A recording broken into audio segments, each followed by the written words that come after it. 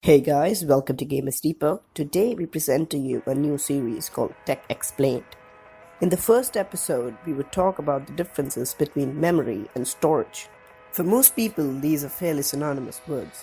By the end of this video, you'll know exactly why it's technically not true. So to start off, what does memory mean? In the English language, it means, and I quote, the faculty by which the mind stores and remembers information. Now that definition is for the brain, but how really is a computer different from our brain? They are made for the same purposes. It is memory that helps me make this video and helps you watch it. We are driven by memory, and so is a computer. When we talk about memory, things generally get vague. You ask someone the memory of their computer, and some would tell you it has 16 gigs of RAM, while some would refer to their hard drives or SSDs as memory. Actually, we divide memory into two forms: working memory and stored memory. And stored memory is what we generally call storage, and working memory is what people generally refer when talking about memory in general. Notice the word generally because most people are fueled with myths and they can call anything memory. Also, when I mention memory right on this channel, I mean working memory. Now, what is the difference really between working memory and stored memory? The most simplistic answer is working memory is used for the task at hand, and stored memory is the storage reserves you have. Working memory generally consists of RAM. Now I predict that you have that shiny Corsair or Kingston Fury you bought in mind. Yeah, that is RAM, a kind of RAM called dynamic RAM. Dynamic, as the name suggests, is for the task at hand, and this memory is generally said to be volatile. That fancy term means that as soon as you turn the power off, the data vanishes away. Also, DRAM can lose data while the power is on if the data is not refreshed constantly. That DDR4 you bought is double data rate, 4th generation of dynamic RAM. Another kind of RAM is called static RAM. This is also volatile, but while the power is on, the data doesn't have to be refreshed. Also, SRAMs are super duper fast. They are generally used for CPU cache. So that 8MB of cache your i7 has is 8MB of static RAM. Now seeing how a $400 piece of equipment has only 8MB of SRAM, you can guess how expensive it is. Now moving on to stored memory. These are the memory the users generally interact with. The 60 GBs of game and terabytes upon terabytes of movies and TV series are stored in your stored memory. The most obvious of stored memory is your hard drive. It's actually a kind of storage device called a mechanical storage device.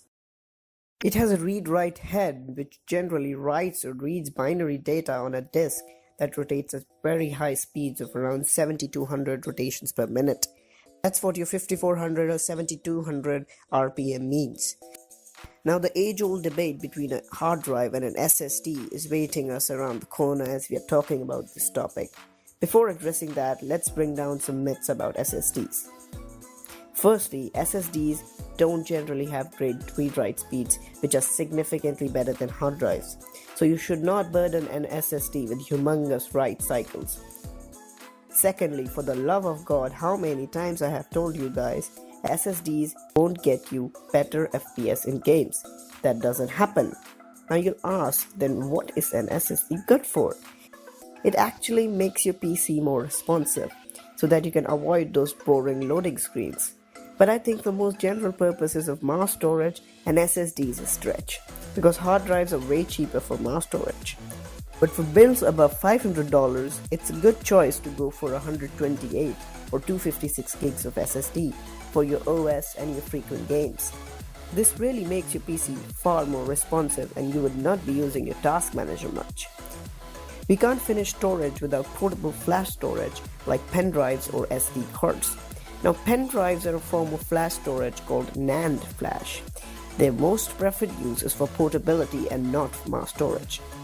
SD cards or secure digital cards are used for mobile devices and these days are also used for primary storages for tablets and mobile phones.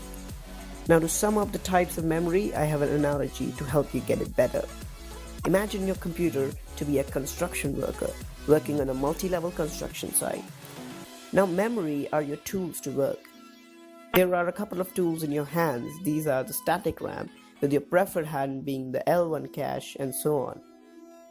Your belt, on which you keep a whole array of tools, acts like the dynamic RAM. It has a large storage than your hands, but you have to spend some time to pick up that tool. Taking the analogy further, your truck parked in the parking area is like your storage device. And if you really want to extend this further, the supermarket with catalogs of goods can be the internet. Fairly slow, but has a lot of stuff. Also, if you can get a car instead of a truck, which can be taken to the building rather than be parked at the parking spot, this is an SSD rather than the truck being a hard drive. Comment below if you have any more extensions to this analogy. Comment below if you want something you struggle with explained as a video. If you disliked the video, you know what to do. But if you liked it, please hit that like button and share the video to your friends. And subscribe if you haven't already. Thanks for watching.